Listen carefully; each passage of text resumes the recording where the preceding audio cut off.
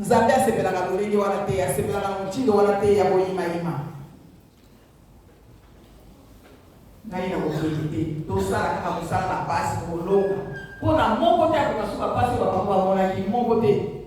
O nga nakokota su 30 ans, oza su na 30 ans prison te, apasi mongi bakosasalaki yango. Bakoka mpona su na ekolusu te, Yesu si babakaki ye. Okosa su batika mpofu mambaza basala te, mpofu malongo yangi basala te, okosala yango lisusu te. Bango basala na place na biso. Kasi papa, Simon Kimombe na sélection nini?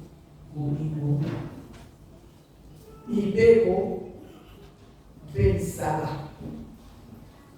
Yango to bika. Yango pe biso to bisa na mokili mobimba. Yango pe biso to tambusa mokili mobimba.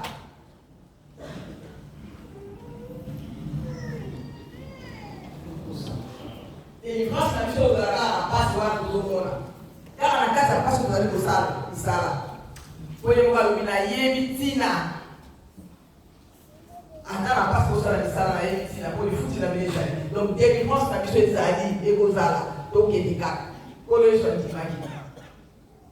Papa Simon Kimba ndimaki. Papa Fumalo papa dengenda ndimaki. Papa Delungana ndimaki. Bandimaki bapasi wana ndenge tokuti koloba biso kaka mibeko bolingo misala pamba te tata nzambe azali kotala biso kuta kuna na likolo ndenge totangi uta kuna na likolo tata nzambe azali kotala biso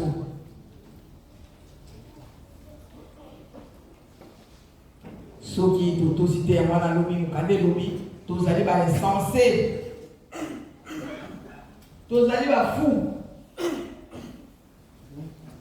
na yango batata na bamama lokola tozali koyoka liloba ya tata nzambe esengeli na biso tobongwana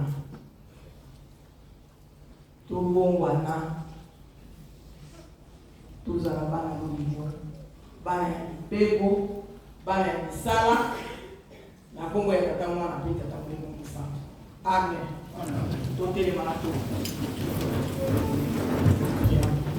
Notre Père qui es aux cieux, que ta nom soit sanctifié, que ton règne